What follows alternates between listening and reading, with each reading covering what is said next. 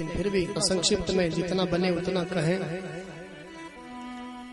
वर्णाश्रम धर्म का निरूपण करते हुए सुखदेव भगवान कहते हैं, राजन 4 आश्रम हैं ऋषियों की व्यवस्था में हमारे सनातन वैदिक धर्म में,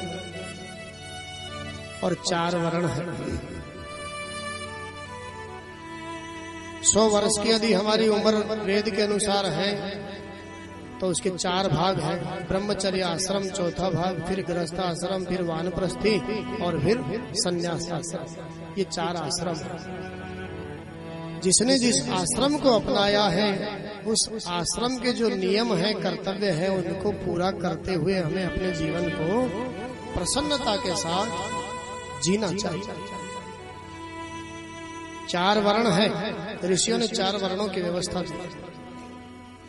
मैं आपको और स्पष्ट करूं, 4 वर्णों में किसी के भी मन में ये भावना नहीं होनी चाहिए कि एक वर्ण नीचा है और एक वर्ण ऊंचा है। कोई वर्ण नीचा, कोई वर्ण ऊंचा नहीं है। सबकी अलग अलग विशेषता है।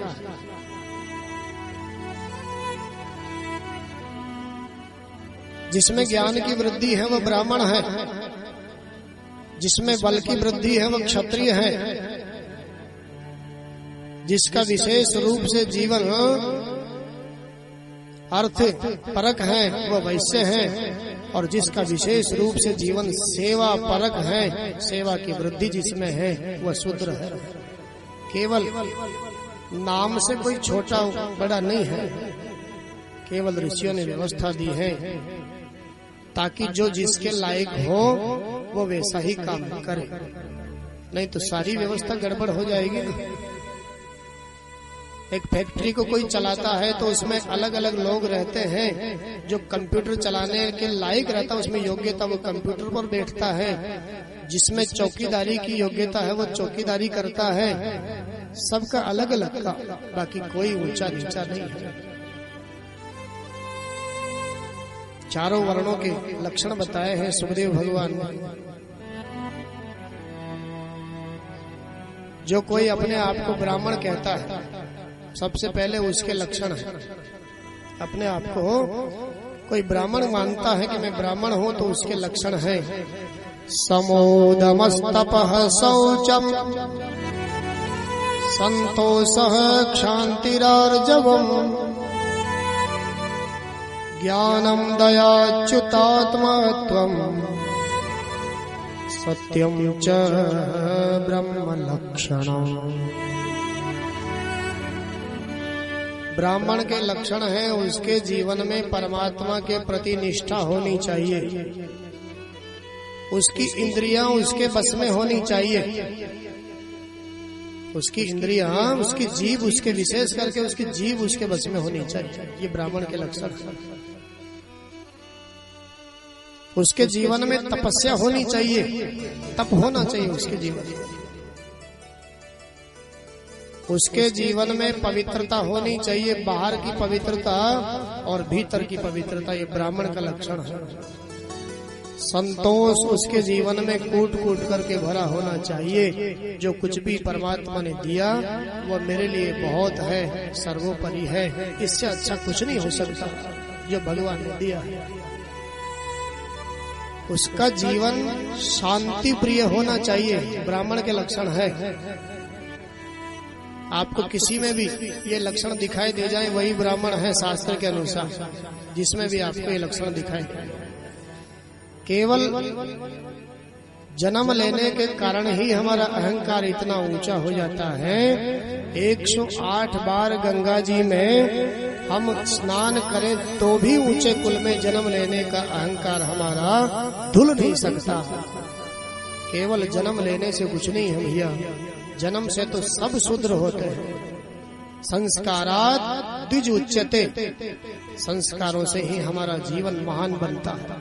अगर संस्कार नहीं है जीवन में तो भैया कैसा जीवन महान। ब्राह्मण के जीवन में ज्ञान की अधिकता होनी चाहिए। ब्राह्मण से दूसरे लोग आकर के सलाह ले, ऐसा ही होता था पुराने जमाने में। सारे वर्ण ब्राह्मण के पास में आते थे। क्यों? क्योंकि ज्ञान की अधिकता थी। आज ब्राह्मण स्वयं दूसरों से सलाह लेने जा रहा है। विचार कर, ब्राह्मण का जीवन दया का जीवन होना चाहिए, दया का भाव। ब्राह्मण के जीवन में सत्य का आचरण होना चाहिए और अच्युत परमात्मा के प्रति उसकी निष्ठा होनी चाहिए। ये ब्राह्मण के लक्षण हैं। ब्राह्मण का जीवन कोई क्षुद्र कामों के लिए नहीं मिला है हमें ब्राह्मण कुल में जन्म। हमारे शास्त्र संतों ने कहा है, ब्राह्मणस्य देहोयम क्षुद्र कामाय निश्यते। तुच्छ कामों के लिए ब्राह्मण का जीवन नहीं मिला है। ब्राह्मण का बहुत ऊंचा कर्तव्य है शास्त्र के अनुसार। सारे जगत को निर्देश, दिशा निर्देश देना ब्राह्मण का कर्तव्य है। लेकिन हम लोगों ने तो आजकल ये मान लिया है, तुच्छ कामों के लिए ब्राह्मण का जन्म। अरे जाने दो, और बातें तो जाने दो। अभक्ष्य भक्ष्य खाने लग गए ब्राह्मण का जीवन धारण करके लोग। मैं तो इस कथा के माध्यम से यही कहना चाहता हूँ भैया, ब्राह्मण का जीवन गुटखा खाने के लिए, जर्दा खाने के लिए नहीं मिला है। हाँ, अभक्ष्य भक्ष्य खाने के लिए नहीं मिला है। अगर अपने आप को ब्राह्मण कहते हो तो कुछ तो त्यागो भैया, कुछ तो ऊपर बढ़ो। जो जर्दा खाता है, मैं तो देखता हूँ वो जीवन भर जर्दा ही खाता रहता है। जो गुटखा की आदत पड़ गई है वो देखता तक नहीं है उसमें क्या है, पुड़िया फाड़ करके ऊपर से ही डाल देता है। इसलिए ब्राह्मण का जीवन मिला है। और फिर गलती तो देखो, ये सब करने के बाद हम कहते हैं कि हमको महान समझो भाई, हमको महान समझो। ब्राह्मण के लक्षण इस कथा के अनुसार मैंने आपको बताए। जितना हो सकता है उतना तो कोशिश करो। ये मेरा दावा है, आप इन लक्षणों में से एक आध लक्षण भी थोड़े थोड़े ही जीवन में धारण करने की कोशिश करो। ये मेरा दावा है, तीनों वर्ण आपका उतना ही सम्मान करेंगे जितना पहले करते थे। जितना सम्मान आपका पहले होता था उतना ही सम्मान आज भी करेंगे। लेकिन थोड़ा सा अंतर करने की जरूरत है। ब्राह्मण के बाद में फिर क्षत्रिय के लक्षण आते हैं। जो कोई अपने आप को क्षत्रिय कहता है उसके लक्षण, शौर्यं वीर्यं धृतिस्तेजः त्यागः आत्मजय क्षमा ब्रह्मण्यता प्रसादश्च रक्षा च क्षत्रलक्षणम्। क्षत्रिय का नंबर आता है। सुखदेव भगवान कहते हैं क्षत्रिय के लक्षण बता। क्षत्रिय में शूरता होनी चाहिए। शूरता कैसी? किसी गरीब को सताने के लिए उसका बल नहीं होना चाहिए। शूरता हमारे शास्त्रों में किसको कहा है? अपने स्वभाव को जीतना ही सबसे बड़ी शूरता है। अरे गरीब को थप्पड़ मार दिया, क्या जोर आया तुम्हें? तुम्हारा क्या बिगाड़ सकता है? जीतना ही चाहते हो तो अपने स्वभाव को जीतो ना, तब तो तुम्हारी शूरवीरता है। नहीं, धिक्कार है तुम्हारी ऐसी शूरवीरता। शूरता होनी चाहिए, तेज होना चाहिए। और क्षत्रिय का लक्षण है उसमें धैर्य होना चाहिए, धीरज होना चाहिए, त्याग होना चाहिए। क्षत्रिय के जीवन में अपने स्वभाव को जीतने वाला होना चाहिए, क्षमावान होना चाहिए क्षत्रिय को। ये लक्षण है उसका। ब्राह्मणों के प्रति आदर का भाव क्षत्रिय के लिए लक्षण है उसका, होना ही चाहिए। ब्रह्मण्यता उसमें होनी चाहिए। अपने राष्ट्र की रक्षा का भाव उसके जीवन में कूट कूट करके भरा होना चाहिए। अपने राष्ट्र के प्रति अपने देश के प्रति उसके जीवन में भक्ति होना चाहिए। ये क्षत्रिय के लक्षण बताता है। लेकिन धीरे धीरे विकृति सभी में है। ब्राह्मण जीवन में विकृति दिखाई दे रही है, क्षत्रिय के जीवन में भी विकृति दिखाई दे रही है। जिन क्षत्रियों के दरवाजे पर हाथी झूलते, हाथी दरबान खड़े रहते, जिन ब्राह्मणों के कंधों पर जनेऊ शोभा देते, शिखा शोभा देती, तिलक माथे पर शोभा देता, परिचय देने की जरूरत नहीं थी, आज स्वेच्छा से उन्होंने अपनी अपनी जनेऊओं को खूंटियों पर टांग दिया है, शिखा को स्वेच्छा से कटवा दिया। कोई परेशानी नहीं है उनको। जिन क्षत्रियों के दरवाजे पर दरबान खड़े रहते, हाथी झूलते, आज उन क्षत्रियों के घरों में मुर्गे मुर्गी घूम रहे हैं। देखो तो सही, बकरे बकरी बंधे हुए उन क्षत्रियों के घरों में, जो अपने आप को क्षत्रिय कहते हैं। धिक्कार है ऐसी राजपूती को। भागवत के अनुसार तो ये लक्षण है क्षत्रिय के, जो कोई अपने आप को क्षत्रिय कहता है। तीसरा नंबर वैश्य के लक्षण बता। देव गुरुवच्युते भक्ति त्रिवर्ग परिपोषणम्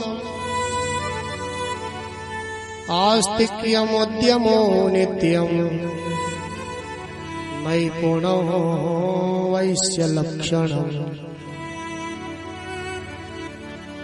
जो अपने आप को क्षत्रिय कहता है, भैया उसके लक्षण बताए हैं। देवता, गुरु और अच्युत भगवान में उसकी निष्ठा होनी चाहिए, प्रेम होना चाहिए। अपने उद्यम से, अपने व्यापार से तीनों वर्गों का पालन पोषण करने की उसकी जिम्मेदारी है। ब्राह्मण, क्षत्रिय और शूद्र तीनों वर्गों की उसकी जिम्मेदारी है। कैसे पोषण करेगा, ये वैश्य की जिम्मेदारी। उसको आस्तिक होना चाहिए, ये भी उसका लक्षण है। कभी उसको आलसी नहीं होना चाहिए, वैश्य का लक्षण है। उसको हर समय उद्यम करना चाहिए, परिश्रम करना चाहिए, आलसी नहीं बैठना चाहिए उसको।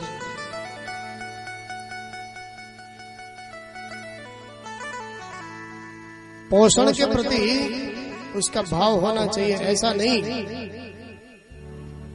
कि सामान को पहले अपने गोदाम में इकट्ठा कर लिया, काला बाजारी कर करके, और फिर पब्लिक को जरूरत पड़ी तब उसमें भाव बढ़ा दिया, वजन बढ़ा दिया, दुगने तिगने चौगने भाव में उस चीज को बेच रहा है। ये वैश्य का लक्षण नहीं है। वैश्य का लक्षण है किसी भी प्रकार से तीनों वर्गों का पोषण करना उसकी जिम्मेदारी। चौथा जो वर्ण है शूद्र, उसके लक्षण बताए।